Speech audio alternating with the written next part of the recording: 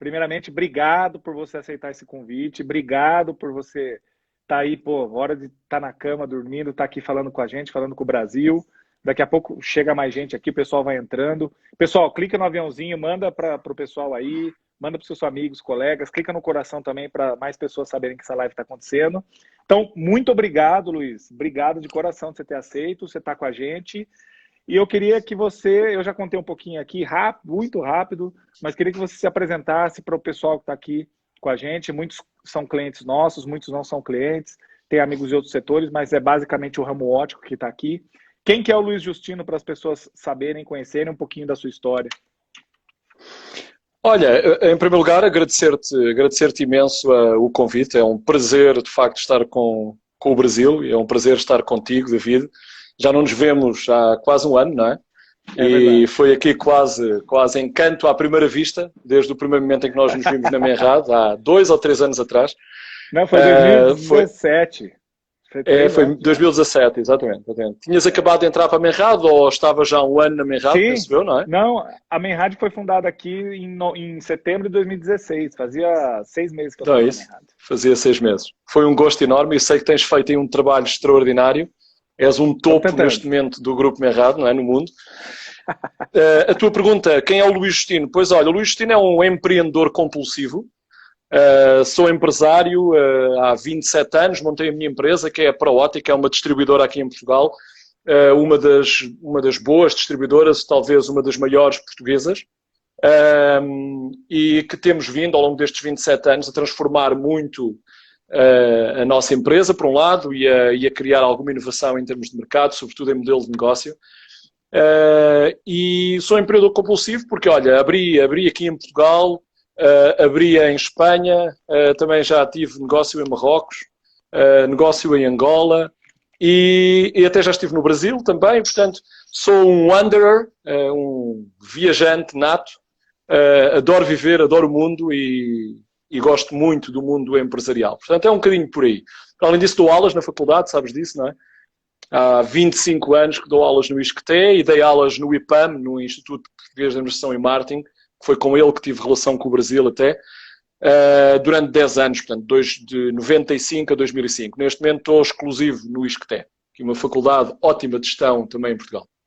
Muito legal. Olha só, antes da gente contar aí o seu trabalho de distribuição, o que você distribui, como que é o seu trabalho nesses países, como está a Europa, queria que você contasse rapidamente sua experiência no Brasil, porque foi muito engraçado, né? A gente foi colocado na mesma mesa aí em 2017, quando eu te conheci, e porque a gente fala português, e aí a hora que você começou a contar a sua história, que você morou no Brasil, quando você chegou, aquele impacto e tal, foi uma história muito legal e é muito bacana, porque daí você vai nos dar insights e feedbacks de uma pessoa que também conhece o Brasil, né? Que está na Europa, é europeu, mas que conhece o Brasil e sabe como que o brasileiro pensa. Conta um pouquinho da sua história aqui com o Brasil, para as pessoas que te conhecerem. Olha, falar do Brasil para mim é uma emoção enorme. Primeiro porque é provavelmente, sem ser Portugal, o país que eu mais amo, não é? E, portanto, eu só descobri isto em 1993, porque até 93... eu acho que contei a história, não é? Eu não gostava de fado e não gostava de samba. E, portanto, quando na minha viagem de finalistas decidiram vir para o Brasil, para mim foi uma dor de cabeça e disse, eu queria ir para Miami, não é? Portanto, eu não queria ir para o Brasil. Até porque achava que o Brasil era um país de uma música que eu não gostava, não é? E, portanto, quando aterrei no Brasil pela primeira vez na minha vida e aterrei no Recife, portanto, fui para a Boa Viagem, foi o primeiro local que eu conheci no Brasil, e fui pela primeira vez a uma discoteca no Brasil, eu fiquei de tal forma apaixonado que nunca mais larguei esse país absolutamente maravilhoso, de gente maravilhosa, um país que tem tudo para dar certo, não é? E tem tudo para ser feliz, e onde eu fui feliz aí quase durante 10 anos, não é? Ir e vir, 10 anos. Mas fui feliz quase 10 anos. Portanto, o primeiro momento foi um momento muito impactante, um momento onde eu me lembro que fui comer um churrasco, foi o meu primeiro jantar aí no Brasil, em 93, era um miúdo, não é, na altura, e ouvir um pagode, na altura ouvir um pagode, e, bom, foi uma paixão. Depois, a minha relação com o Brasil, curiosamente, foi progredindo, porque eu em 95 sou convidado pelo IPAM para fazer parte de um grupo de professores que estava a montar um MBA aí no Brasil, ok? O IPAM que montou a FEPAM, que era a Faculdade Europeia de Administração de Marketing, abriu no Recife, montou aí um MBA e convidou uma série de professores para ir. Eu ia dar aí gestão da força de vendas, imagina. E, portanto, tive 10 anos a circular numa série de estados no Brasil. Portanto, dei aulas no Recife, era onde estava a base da faculdade. E depois dei aulas na Bahia, muitas vezes na Bahia, em Natal, Fortaleza, Minas Gerais, São Paulo, que tive aí também um protocolo com a FISP, com a Faculdade Integrada de São Paulo, não é? Que eu não sei se hoje existe, penso que ainda hoje existe. E no final no Rio. Portanto, descobri o Rio no último ano em que eu estive no Brasil. Ok? Eu tal como tinha cisma com o Brasil em 1993, também tive, depois de ir ao Brasil e de estar apaixonado pelo Brasil, eu conhecia muito bem o Norte-Nordeste, né? E conhecia São Paulo, porque nos últimos 2 anos fui a São Paulo, mas nunca queria ir ao Rio. Portanto, eu achava que o Rio era um local a não visitar no Brasil, e tal como me aconteceu com o Brasil em 93, quando fui ao Rio pela primeira vez em 2005, 2004, 2005, encontrei a cidade da minha vida, não é? E, portanto, é a cidade mais bonita do mundo, para mim. Ok? E eu conheço 47 países e, portanto, já conheço muita cidade no mundo, e a cidade do Rio, de facto, é uma cidade do outro mundo. Foi a única cidade, ou aliás foi o único local onde eu perdi um avião, porque fiquei a jogar voleibol na praia da Copacabana, né? E portanto perdi um avião. O meu avião saía às 13, eram 2h30 quando eu olhei para o relógio e disse, eu já devia estar no aeroporto. E portanto perdi o avião pela primeira vez na minha vida.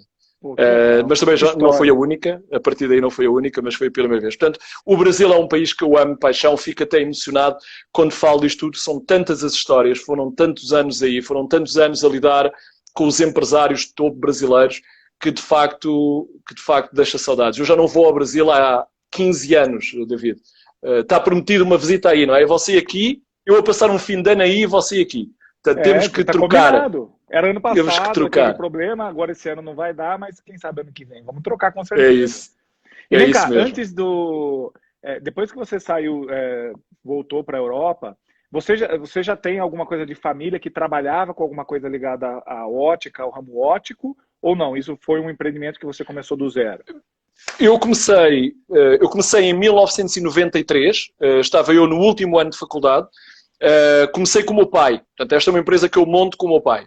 Éramos 4 sócios, na realidade, 2 pais e 2 filhos. Depois os 2 filhos compraram a empresa em 2003, ok? E depois seguimos com a empresa juntos até 2013, a altura em que infelizmente faleceu o meu sócio e, portanto, a partir daí fui gerindo a organização até chegarmos aqui a 2020. Portanto, é um percurso de 27 anos com muitos altos, mas também com alguns baixos e algumas dores, não é? Como todos os percursos da vida. Com certeza. Empreender é menos difícil do que no Brasil pela questão burocrática, mas é tão difícil quanto, acho que em qualquer lugar do mundo, né? Você ter o seu negócio e tocar e fazer ele crescer é um desafio. Olha só, fala para mim, depois a gente vai falar da sua empresa. Conta como que está hoje o mercado de Portugal.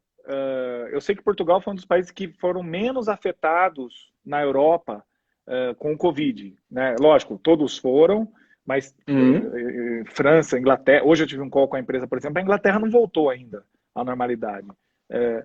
Portugal talvez tenha sido menor. Como que tá, conta pra gente, como está Portugal, como o Covid impactou as vendas e se já voltou, se está voltando ao trabalho e tudo mais. Pessoal, quem quiser mandar pergunta, coloque aqui as perguntas na caixinha, porque eu coloco a pergunta na tela depois, tá? Muito bem. Então vamos ver. Esta é uma crise, é difícil dizer se as coisas correram bem ou não, não é? Eu acho que ainda vamos a metade do campeonato, não é? Nós ainda não acabámos o campeonato. E, portanto, eu diria que Portugal saiu muito bem numa primeira fase, ok? Portugal aprendeu muito rápido com os casos de Espanha e de Itália, que começámos a reparar os primeiros casos em Itália mais cedo que em Portugal. Portugal só teve um primeiro caso já depois de Espanha e de Itália terem arrancado. e Portugal confinou-se muito cedo, ok? Portanto, no dia 13 ou 14 de março, Portugal confinou-se e abriu aqui estado de emergência de uma forma muito rápida, e obrigou as pessoas basicamente a ir para casa. Deixou algumas cadeias de abastecimento abertas, mas obrigou o confinamento. E estivemos confinados até praticamente...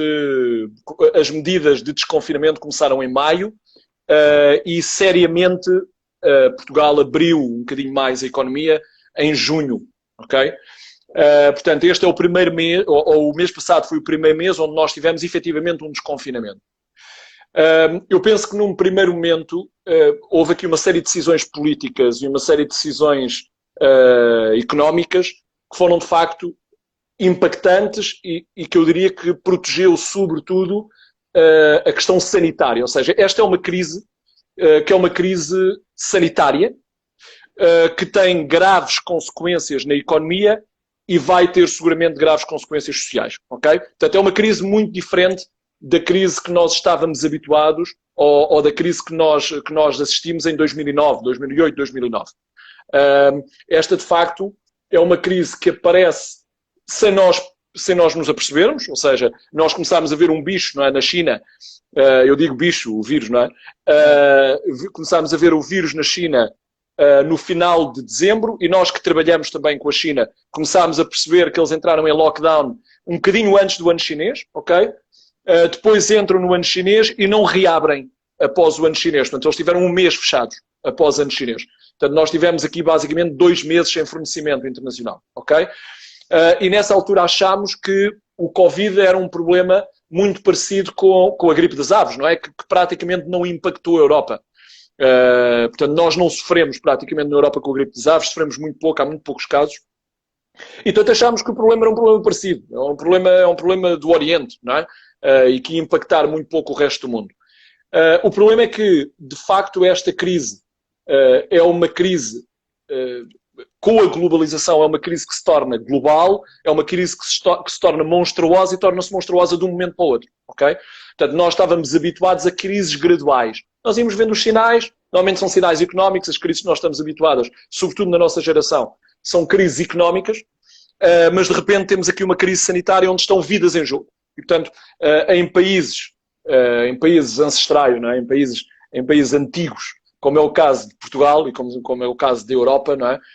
São países onde a questão da morte é uma questão particularmente complexa de lidar com, não é? Ninguém toma decisões relativamente à vida das pessoas e, portanto, para pouparmos uma vida, nós pomos efetivamente em causa a economia e foi aquilo que fizemos nos primeiros momentos, ok? Portanto, num primeiro momento, aquilo que aconteceu é que o nosso governo atuou de uma forma que nunca foi vista em termos sociais. E, aliás, praticamente todos os países da Europa, tirando a Inglaterra no momento inicial, que claramente estava a caminhar num caminho diferente, e a Suécia. Portanto, são os 2 países que na Europa provavelmente têm aqui maior número de casos, ok? Per capita. Portanto, o governo, em primeiro lugar, aquilo que quis foi preparar o Sistema Nacional de Saúde. Porque nós não estávamos preparados para isto, ok? Acho que ninguém portanto, no mundo, assim que acontece... Perdão? Ninguém no mundo, acho que nenhum lugar no mundo tinha o sistema de saúde preparado, né? Não, foi o grande não. E portanto, este confinamento, vamos ver qual é a diferença entre o que vivemos hoje e o que vivíamos há 2 meses e meio, onde não havia vacina, não há vacina e não há nenhuma cura, não há nenhuma terapêutica. Não há diferença nenhuma, não é? Portanto, não há diferenças entre o que tu tens hoje e o que tinhas há 2 meses e meio atrás. A grande diferença é que os sistemas nacionais de saúde estão mais preparados e nós temos mais conhecimento. Ou seja, esta é uma crise onde nós ancoramos as nossas decisões nas certezas que vamos tendo. Porque não há nenhum livro escrito sobre o tema, nem do ponto de vista económico, nem do ponto de vista social, nem do ponto de vista político, nem do ponto de vista sanitário. Não há nada. E, portanto, nós estamos a aprender ao longo do tempo. Depois sabemos também que ainda não há vacina e não há cura. E isto não mudou, ok? Portanto, a vacina, em princípio, se tudo correr bem, teremos uma vacina dentro de 1 ano, ok? E em termos de terapêuticas, vai-se conhecendo algumas terapêuticas, mas não há cura para o vírus, ok? Portanto, nós vamos ter que efetivamente viver com este vírus, e sabemos que temos que viver com este vírus durante o próximo ano e meio, ok? Por isso é que eu digo, Portugal correu muito bem o confinamento, não está a correr tão bem o desconfinamento, porque nós desconfinámos há cerca de um mês, e os rácios que nós apresentamos comparativamente com alguns países da Europa não são os melhores, porque o número de casos novos que nós estamos a ter, sobretudo aqui nas regiões limítrofes de Lisboa, nos subúrbios de Lisboa, eu diria, têm sido de alguma forma preocupantes. O número de mortes mantém-se praticamente o mesmo, morrem em Portugal entre 1 e 10 pessoas por dia, ok? Nós vamos com 1.600 mortes desde o princípio da pandemia, mas já vamos com 40 e alguma coisa mil casos e estamos a ter cerca de 300 casos diários neste momento. A maior parte dos casos são assintomáticos, mas são o suficiente para quebrar a confiança do consumidor. Porque nós, quando arrancámos com poder e arrancámos com força, até ao contrário daquilo que era esperado pela maior parte das empresas, mas as pessoas agora, como estão a perceber que efetivamente o problema não está resolvido, não é? Porque o primeiro impulso é nós saímos todos e desconfinámos e o problema está resolvido. O problema não está resolvido. Portanto, é muito importante que as pessoas percebam que temos que continuar a proteger. E só há 3 formas de proteção, não é? Distanciamento social, estarmos a 2 metros uns dos outros. Nós, latinos, que adoramos dar abraços e beijos, temos que parar com o tema, não é? Portanto, parar o abraço e o beijo. Com certeza. Álcool gel nas mãos e máscara na cara. A máscara, aliás, é a base de tudo, ok? Máscara e desinfecção é a base da proteção. Depois, cada país e cada indústria está a desenvolver um conjunto de medidas de proteção e nós, no nosso setor, em Portugal particularmente, temos uma associação que tem feito um trabalho extraordinário a esse nível, ok? Conseguiu efetivamente aprovar um manual de retoma, portanto um manual de segurança e de proteção muito bem elaborado que está a ser seguido à risca pelos óticos em Portugal. Portanto, eu diria que hoje, agora com o desconfinamento, eu diria que é seguro o consumidor ir ao mercado. E curiosamente a associação está a fazer comunicação televisiva, entre outros meios, redes sociais, televisão, rádio, a dizer exatamente isso. É seguro as pessoas saírem e virem às óticas. Porque é muito importante na fase do desconfinamento nós ganharmos a confiança dos consumidores e só ganhamos a confiança dos consumidores se comunicarmos proteção e segurança. Ok? Portanto, é muito importante. Eu não sei se o Brasil já desconfinou ou não. Provavelmente vai desconfinando, pelo que eu vejo. O Brasil é assim. Você sabe que o Brasil, você esteve aqui, o Brasil é a Europa, né? Então, o Sul Exatamente. é um país, São Paulo é outro país, Minas Gerais é outro país, o Nordeste, Recife, Ceará é um país, enfim. Cada estado é um país e cada lugar está de um jeito. Por exemplo, o Centro-Oeste é um lugar que estava bem tranquilo, não entrou em lockdown, a quarentena foi muito leve, tinha 40 mortes lá, que é um estado grande, parece que agora está aumentando um pouco, o Sul também estava melhor, aí abre, fecha, está tudo meio confuso ainda. Está desconfinando aos poucos. São Paulo, eu não sei porquê, mas está mais avançado. A questão do desconfinamento, os shoppings estão abertos, está funcionando. Semana que vem, parece que já abriu os restaurantes essa semana. Daqui 15 dias abre algumas outras coisas. Mas ainda é o que você falou, o negócio vai longe. Mas aqui tem uma diferença, quer dizer, não é tão uma diferença, eu quero te perguntar se tem diferença ou não. No ramo óptico, eu recebi um estudo da Biótica e recebo toda semana. As óticas já voltaram a uma certa normalidade das vendas. Por quê? Porque no Brasil o óculos é saúde, né, que todo mundo precisa, e também é um acessório de moda. Na Europa, em Portugal, é assim também, as pessoas enxergam o óculos como, além de ser um item de saúde, então muita gente ficou confinada em casa, quebrou, trocou grau, perdeu, etc e tal, precisa correr para a ótica para fazer o óculos, mas também é um acessório de moda, então também é uma compra de impulso, e isso ajuda a girar mais rápido. A ótica foi um dos primeiros que voltaram aqui no Brasil. É assim também aí em Portugal? Em Portugal a ótica nunca fechou, ok? Portanto, foi uma das vantagens, é que o governo fechou muitos negócios, mas deixou o negócio da ótica aberta, ok? E, portanto, o consumidor, o que estava confinado, mas que eventualmente tinha um problema, ele teve sempre a cadeia de abastecimento aberta e os óticos tiveram sempre um ponto de contacto com os seus consumidores. Alguns optaram por fechar parte do horário, outros optaram por fechar umas lojas e deixar outras abertas. mas a ótica nunca fechou exatamente porque estamos ligados à saúde, exatamente porque temos este caráter social bastante relevante dentro da sociedade, ok? Se alguém partir os óculos ou se alguém ficar sem lentes de contacto e não vir, essa pessoa fica condicionada, é como estar cega, não é? E, portanto, o Estado nisso foi muito consciente. O que nós notámos foi uma quebra de vendas tremenda assim que Portugal se confina. Portanto, a última quinzena de março e abril foi um desastre para a ótica, ok? Porque basicamente os óticos baixaram a sua faturação para níveis de 10%, 20% daquilo que estavam habituados, se eu quiser comparar isto com o homólogo.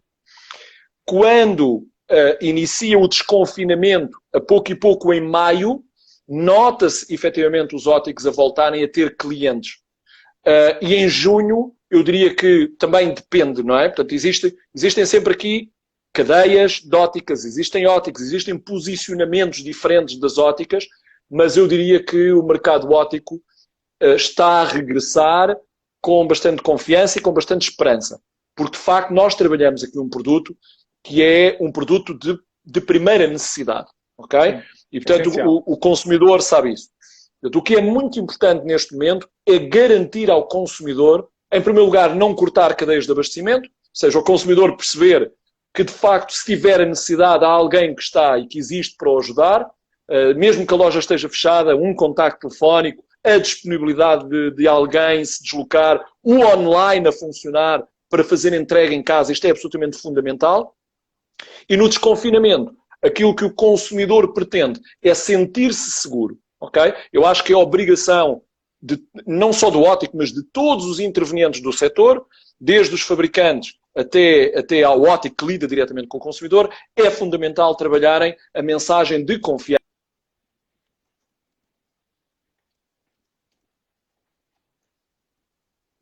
Onde eu me encontro no consultório com o meu optometrista ou com o meu oftalmologista, o consultório é a primeira base de confiança e depois o atendimento e o próprio espaço em si. Muito importante haver investimento de facto, quer na comunicação, quer no próprio ponto de venda propriamente dito. Legal. Olha só, conta pra gente, tá cheio de pergunta aqui, cara. Eu vou colocando perguntas e vou intercalando com o que a gente tem para conversar, tá? Nós já vamos entrar em como que é o seu trabalho, mas tem uma pergunta que é interessante aqui. Como que você vê, é legal porque eu tive hoje a conferência com várias pessoas do mundo inteiro, então cada lugar é similar ou não. Como você vê as visitas virtuais desta época à frente? Você tem uma empresa, né, a ProÓtica, que é uma empresa, eu quero que você fale da ProÓtica, quais são os produtos que você distribui, o que você atua, e aí depois você entra nessa parte comercial e vamos falar como você vê essas visitas virtuais aí com os clientes na Europa, etc. Mas fala da ProÓtica primeiro para gente, para quem... Eu posso responder também já à tua pergunta e depois ir à ProÓtica. É importante responder também aos teus... Exatamente, a quem assiste. Vamos ver, esta crise trouxe uma coisa que para mim é fundamental entender, que deu muita atenção e deu muita relevância àquilo que efetivamente era relevante já nas empresas e as empresas não andavam a olhar para isso. Okay? Nós sabíamos que toda a parte online era importante, o e-commerce era importante, a comunicação com o nosso cliente por este tipo de plataformas, redes sociais, plataformas de streaming e outro tipo de infraestruturas que nós hoje utilizamos, que fomos obrigados a utilizar. Nós sabíamos que isto era importante, sabíamos que isto era uma saída em termos de modelo de negócio, mas tardávamos a fazer o investimento. Todos nós, todos os players dentro do mercado, íamos fazendo esse investimento a pouco e pouco, íamos aprendendo a pouco e pouco, porque estávamos muito embrenhados no negócio e, sobretudo, no negócio presencial. Não era o mais importante, né? Não era o mais relevante. Esta crise o que veio fazer foi colocar dois binóculos nos nossos olhos, não é? Eu acho que foi uma das coisas que mais fez, e dizer, olha, agora passas a dar importante àquilo que é importante, porque de repente o nosso consumidor desapareceu, não é? O mercado desapareceu, o consumidor desapareceu das ruas, consequentemente as óticas desapareceram dos distribuidores e consequentemente os distribuidores desapareceram dos fornecedores internacionais. Ok? Isto é uma crise global e é uma crise do lado da oferta e é uma crise do lado da procura. Mas o consumidor desapareceu da nossa frente, mas ele não desapareceu. O mercado não morreu, não é? O mercado continuou a existir, mas mudou pelas circunstâncias mudou efetivamente o local e a forma como consumia. E passou a estar efetivamente online o tempo todo. Portanto, nós passámos a estar em frente a um computador ou em frente a um telefone 8, 10, 15 horas por dia. Ou por trabalho, ou por questões pessoais. Okay? E, portanto, o consumidor continuou a comprar, experimentou efetivamente comprar online, ganhou confiança para comprar online, perdeu os medos que tinha dos pagamentos, perdeu os medos que tinha da própria tecnologia, perdeu os medos que tinha da falta de proximidade e legitimou a sua compra online. Ok? Posto isto, tu perguntas-me, bom, mas e no futuro?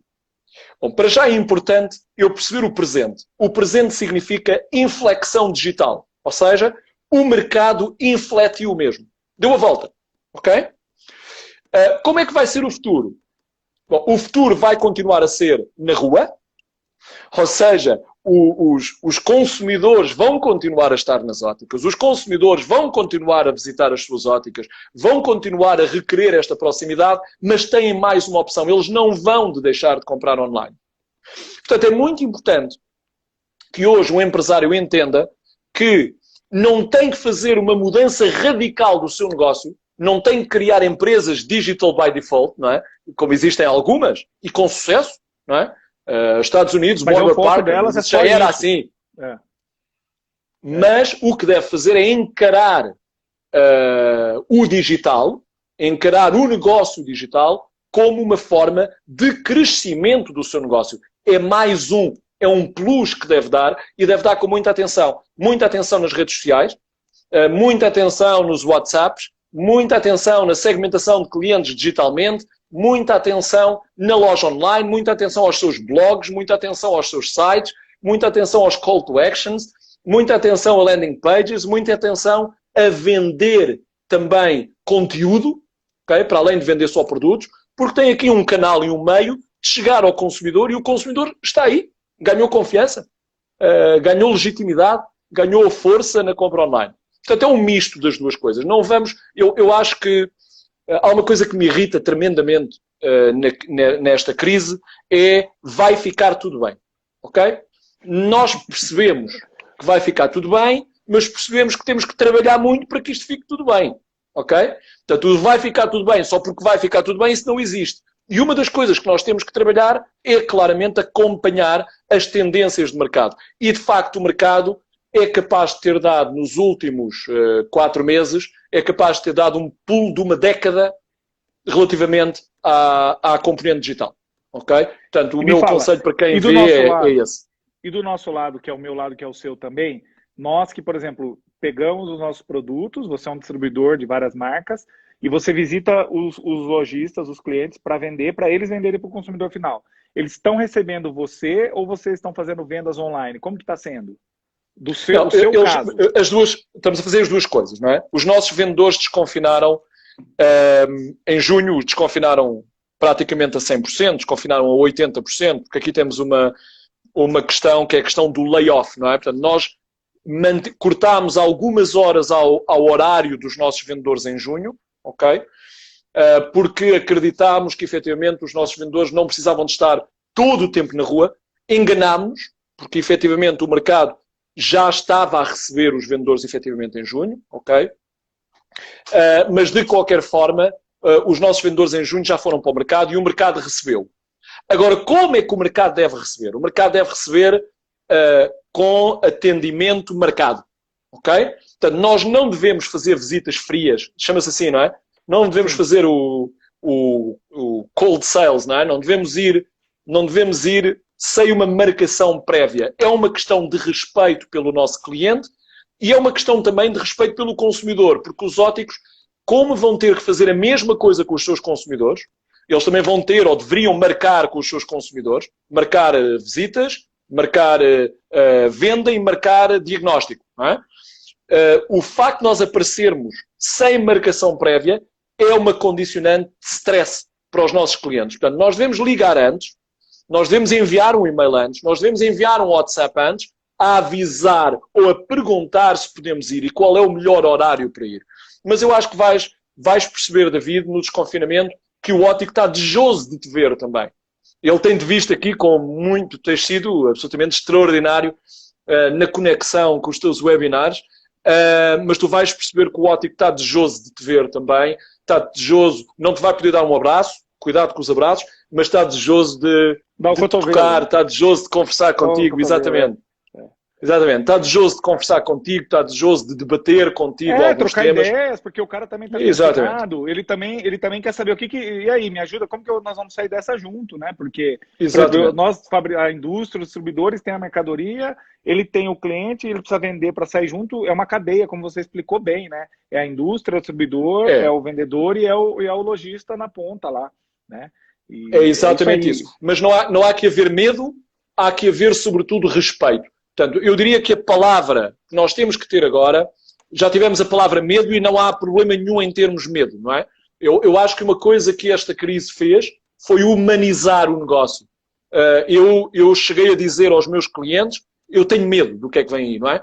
Eu em março tive medo, eu em abril tive medo e eu hoje ainda tenho medo, porque isto não acabou, ok? Portanto, eu tenho medo do que vem aí.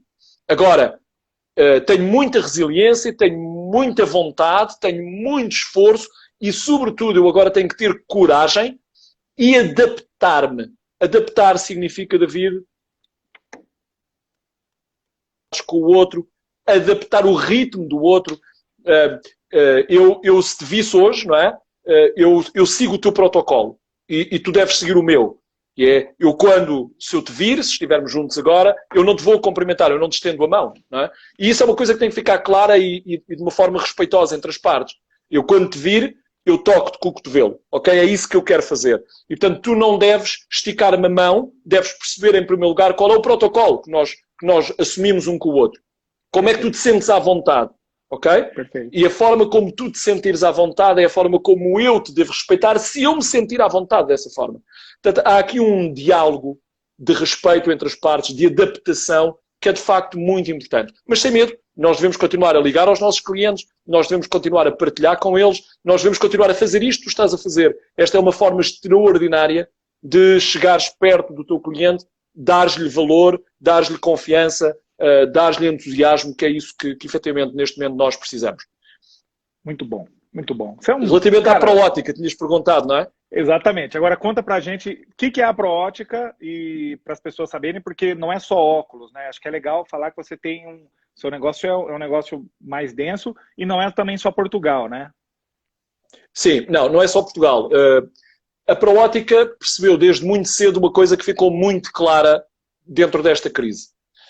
Nós percebemos que tínhamos que diversificar para enfrentar de facto o futuro, ok? E percebemos isso já há alguns anos. Eu comecei por ser, quando montei a empresa em 93, eu comecei por ser um distribuidor de armações e óculos de sol. Na altura trabalhava com uma série de fornecedores, a RS Lunet, cheguei a trabalhar com a Logo, cheguei a trabalhar com a Cadima, e portanto eu basicamente era um importador para Portugal de um conjunto de marcas de óculos e revendia essas marcas em Portugal, ok? Hoje o que nós fazemos com o Grupo Menrad? Hoje eu distribuo bastante menos marcas de distribuidor, ou seja, distribuo cada vez menos marcas de fornecedor internacional. Temos como grande fornecedor o Grupo Menrad, porque de facto é extraordinário. Aliás, tenho que dizer, David, eu já tive a oportunidade de dizer isto ao Eberhard. A Menrad, eu tenho 3 fornecedores de armações e óculos de sol. Tenho a Menrad, tenho o Grupo Lamy e tenho a Jet Set. E a Optime, tenho 4. Tenho uma marca da Optime que é a Kodak. A Menrad foi, de facto, o grupo de empresas com quem nós trabalhamos que melhor se adaptou e que melhor serviu no tempo de pandemia. Okay? Eu não tenho uma única assistência por servir do Grupo Menrad.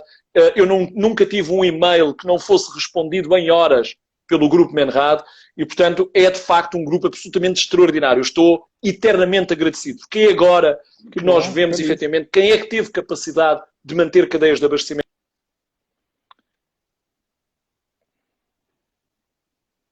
A gente na Alemanha a gente não fechou, a gente diminuiu a quantidade, mas o escritório sempre funcionou e a distribuição sempre funcionou, né? Estou aqui. Exatamente, o que é extraordinário. Portanto, nós percebemos há 10 anos atrás que efetivamente nós íamos, como distribuidores, tínhamos provavelmente os nossos dias contados se continuássemos a distribuir só marcas de outros. Caiu. Não, caiu. Caiu. Você estava falando que você tinha, até onde eu peguei aqui, você percebeu que só distribuir marcas ia matar o seu negócio, e aí você começou, aí caiu. Eu estou a ouvir aqui mal. Deve estar a perder conexão do teu lado. Tá do ótimo. Teu ou do meu. Eu estou ouvindo perfeito. Está perfeito. Ah, é? Perfeito. Então, eu estava a dizer, portanto, percebemos rapidamente que tínhamos que diversificar e diversificámos no produto. Ou seja, em primeiro lugar, nas armações e óculos de sol, que era o nosso core business, aquilo que nós fizemos foi ter as nossas próprias marcas, o nosso próprio produto e trabalhar só com poucos fornecedores, mas que estivessem ao nível da cadeia de abastecimento que nós precisávamos. Menrad é um exemplo disso, ok? Perfeito. E, por outro lado, trabalhar outros mercados, outros produtos, desculpa. Portanto, lançámos os acessórios no ano 2000, acessórios basicamente são os alicates, os parafusos, e depois acessórios de consumo também, os clipes, o material de limpeza, este tipo de produto, ok? Mais tarde, em 2003, 2004, lancei lentes, ok? E fiz uma ligação ao grupo Essilor com a marca Nikon e mais tarde com a marca Kodak. E depois, em 2010, 2012, lançámos a arquitetura e design. Portanto, nós fazemos óticas, fazemos toda a parte de remodelação de interiores de óticas. Portanto, eu tenho 4 áreas de negócio. O que é que estas áreas de negócio me dão em tempo de crise, de uma crise como estas? É que se alguma área vai abaixo, há outra que se mantém. E, portanto, nós não dependemos de uma única área. Ok? Portanto, a diversificação de produto foi, de facto, muito relevante para enfrentar o futuro. Depois, percebemos também que a diversificação dos mercados era importante também. E, portanto, nós começámos por ir para o mercado marroquino. Portanto, foi a primeira para o mercado marroquino. E aí tivemos a empresa no mercado marroquino durante 9 anos, quase. Depois vendemos. Só uma curiosidade. Por que o Marrocos? Só uma curiosidade. Por que o Marrocos? Sempre por proximidade. Ou seja, nós estamos a 1 hora de voo de Casablanca, tal como estamos a 1 hora de voo de Madrid. Tá. Ok? Perfeito. Ou seja, o mercado de Espanha,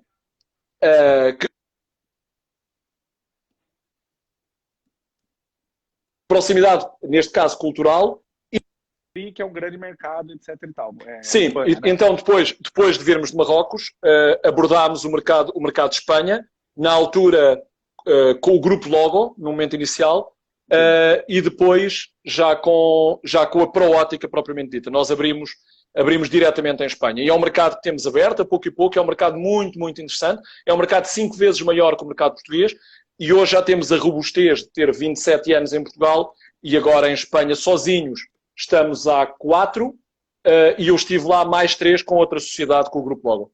Ok? Portanto, hoje temos um mercado de 50 milhões de pessoas, 55 milhões de pessoas, que é interessante. Continuo a distribuir em Marrocos, porque tenho lá o meu distribuidor. Quando vendi, fiquei lá com o meu distribuidor. Distribuo em Angola, Moçambique, Cabo Verde. Só ainda não cheguei ao Brasil. Ainda. Será muito bem-vindo. Tirando, a única coisa que você vai desacostumar aqui é com a loucura tributária de imposto e a loucura política que tem. Mas é um país enorme, é um belo país, você sabe. Enfim, tudo tem o seu pró e contra. Sua conexão melhorou demais. Você colocou no 4G aí?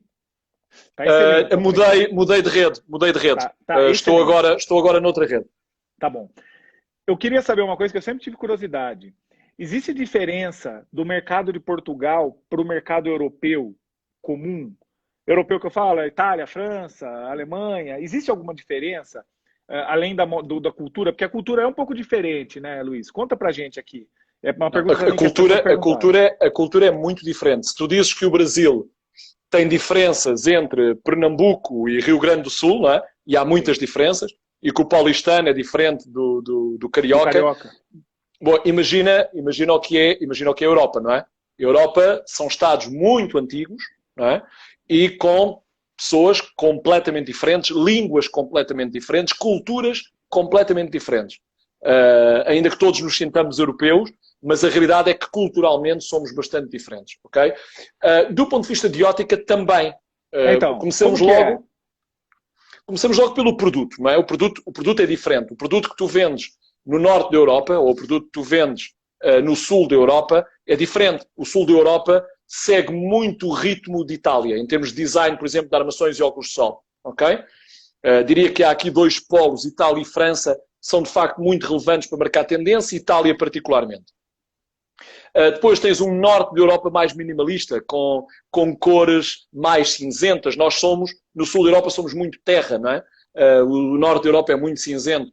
Depois também a tipologia de design do produto também é diferente, ok? Ainda com a globalização nós nos estejamos a tornar todos muito parecidos, do ponto de vista de consumo, mas em termos de design de produto e em termos de cor é muito diferente. O modelo de negócios propriamente dito também é muito diferente. Os mercados, Portugal, Espanha, aí sim são mercados parecidos, são mercados de proximidade, são mercados onde o modelo de vendas é um modelo muito consultivo, é um modelo muito pessoal, é um modelo muito social, ok? É um modelo, ainda há pouco estávamos a falar da inflexão digital, vai demorar mais tempo ao sul da Europa a fazer esta inflexão, que neste momento já está à vista, do que o norte da Europa. O norte da Europa é um bocadinho mais frio na relação, Mais racional e menos emocional. É mais racional e menos emotivo. Exatamente. Esse é o tipo de venda real. Depois tu tens, em Portugal, por exemplo, tens o crescimento de grupos de compra, mas ainda tens um peso muito grande do ótica independente. Ok? Coisa que tu no norte da Europa já vês menos. No norte da Europa tu já vês muito maior agrupamento, mais centrais de compra e mais grupos de marca. Okay? Quando eu digo grupos de marca, significa que podem não ser centrais de compra, mas que todos eles estão debaixo de uma mesma insígnia. Portanto, existem aqui algumas diferenças em termos de abordagens de mercado, mas eu diria que a globalização tratará de alisar essas diferenças. Não é? Como nós fazemos um alisamento exponencial, portanto, nós vamos aligerando as diferenças que existem entre os povos. Mas é interessante, pô, é muito interessante entender que culturalmente, apesar de existir uma União Europeia, mas é totalmente diferente. É interessante saber essas diferenças, né? Muito legal aprender. E tu vês isso agora mesmo na retoma, não é? A retoma, tu tens um conjunto de países a requerer um conjunto de medidas e tens outro conjunto de países a requerer outro conjunto de medidas.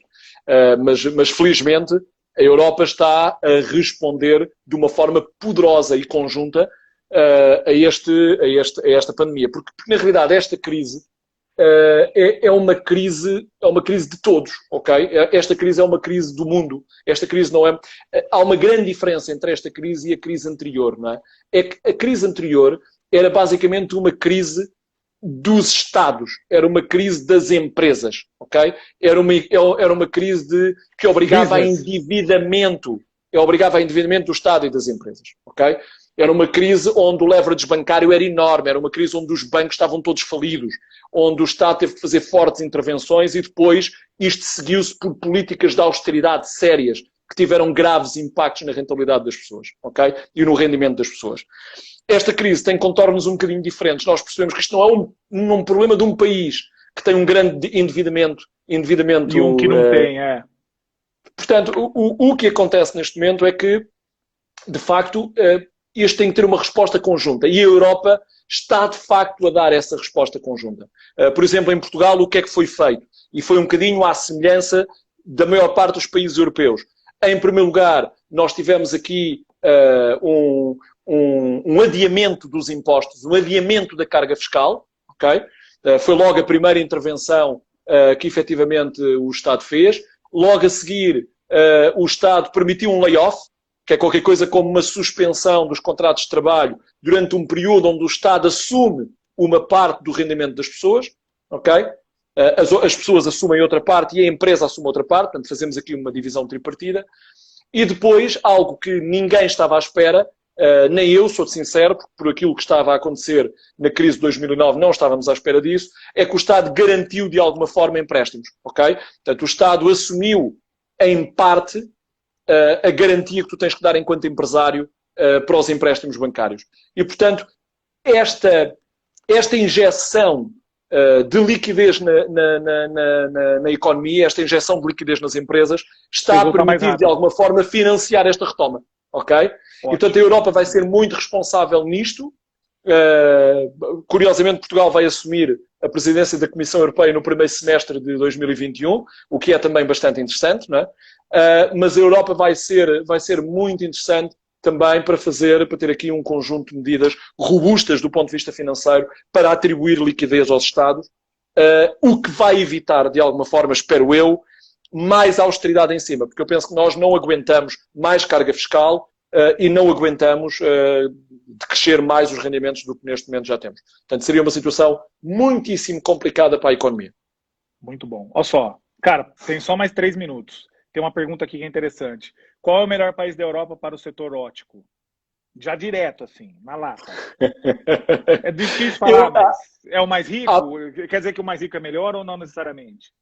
Sim, naturalmente. A Alemanha neste momento está com uma força muito grande na ótica. Se tu fores ao Optimic, tu vais ao Optimic habitualmente, é impressionante. Eu já não vejo nenhuma feira, nem a Silmo, nem a Mido, a trabalhar da forma como trabalha a Optimic. A Optimic tem os stands cheios e está com uma força, está com uma robustez económica na Europa, de facto, muito, muito grande. E, portanto, eu diria que neste momento é o país mais forte. São os países nórdicos e, particularmente, a Alemanha. Está com uma força muito grande. Tá bom. Tem outra pergunta aqui, rapidinho. Benfica, Sporting ou Porto? Claramente Benfica, não há dúvida. É Benfica. Tem mais uma pergunta de gestão aqui, é a última que eu vou colocar porque vai acabar o tempo. Falando em gestão dos seus negócios, o que aplicaria de positivo de Portugal para o Brasil e vice-versa? Tem que ser rápido. Na relação, é isso? Dos negócios.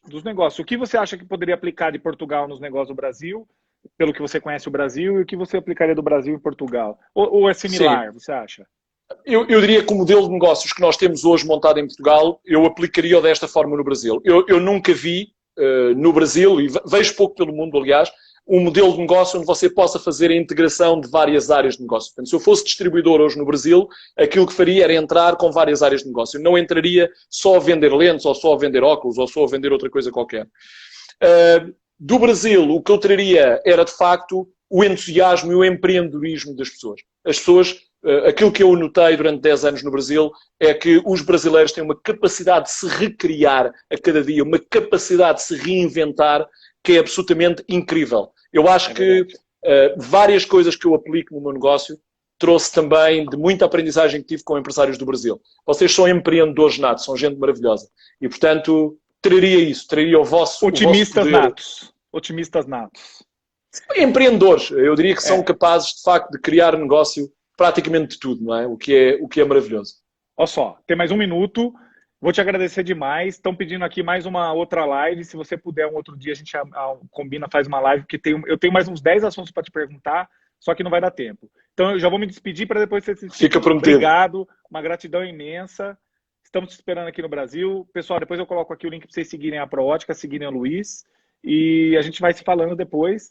Você tem aí 1 minuto para você se despedir e falar tchau para o Brasil. A hora que eu fizer grande abraço, olha, dar um abraço muito apertado. Eu fico bastante emocionado quando falo do Brasil e quando falo com os meus irmãos brasileiros, costumo dizer assim. Mandar um abraço muito apertado, dizer que estou cheio de saudades do Brasil e cheio de saudades vossas. E olha, um dia pode ser que através do meu amigo David eu consiga conhecer alguns de vocês. Gostaria muito. Tá bem? Já conheço alguns, que o David também já me apresentou a alguns óticos brasileiros, mas eu gostaria de mais. Uma das minhas ambições e dos meus filhos também é ir visitar o Brasil e poder estar junto dessa gente maravilhosa. Portanto, dar-vos um abraço muito, sabe que aqui muito, as muito portas apertado. estão abertas. É quando você puder e quiser. Lógico, esse ano é um ano louco, não vai dar. Mas ano que vem, quem sabe, você vem aqui. Você vem até numa feira aqui, fica com a gente um dia lá no stand. Olha, é uma possibilidade. Gostava muito, David. Sempre que precisares, um abraço. E agora temos que dar a volta. E, portanto, tens que vir tu também a um webinar à Proótica, tá bem? E convidar também os nossos amigos brasileiros, tá bem? Um abraço muito grande.